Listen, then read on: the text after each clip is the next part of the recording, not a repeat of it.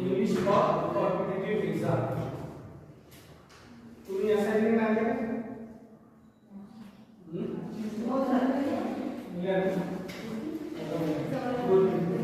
आता English for competitive exam, this is the topic, आणि this topic is related to the competitive exam. That means if you want to become if you want to prepare for UPSC, MPSC examination, this topic is helpful. म्हणजे तुम्हाला UPSC, UPSC परीक्षा काही द्यायच्या असतील तर त्या परीक्षेसाठी हा टॉपिक फार महत्त्वाचा आहे. आणि या टॉपिकच्या अनुषंगाने तुम्हाला काही what is noun, what is pronoun, what is adverb, what is verb, अशा पद्धतीने त्या ठिकाणी त्याच्यामध्ये पॉइंट्स कव्हर केले. म्हणजे पार्ट्स ऑफ स्पीच मधला नाउन हा प्रकार त्याच्यामध्ये आलेला आहे आणि वर्ब असे दोन त्याच्यामध्ये टाइप्स ऑफ नाउन्स इथं आलेले आहेत.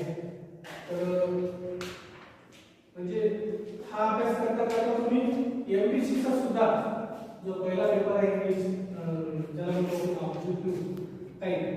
त्या एमपीएससी चा अभ्यास करताय असं तुम्ही धरून तो अभ्यास केला पाहिजे. आणि असं करत असताना तुम्हाला काही डाऊट्स असतील आणि ज्या काही समस्या असतील ते एकच तुम्ही सॉल्व्ह केल्या तर तुम्हाला पुढे वेगळा इंग्लिशचा अभ्यास करायची गरज पडणार नाही कॉम्पिटिटिव्ह एक्झामसाठी. म्हणून इथं सुद्धा नवीन याच्यामध्ये आलेलं आहे आणि सर्व गोष्टींचा तुम्ही काळजीपूर्वक त्या सर्व गोष्टी घेतल्या पाहिजे.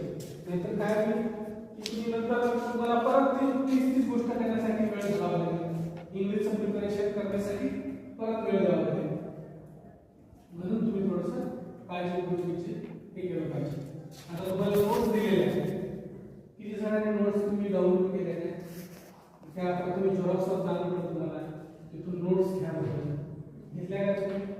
तीन तुम्हाला इंग्लिश दिलेली आहेत नोट्स, म्हणजे प्रोजमध्ये the secret of work, pores to maintaining democracy, आणि दोन पोएम दिलेले आहेत, दोन लेसन, आणि तिसरे युनिट पूर्ण competitive exam, English for competitive एक्झामसाठी तिसरे युनिट दिलेले आहे.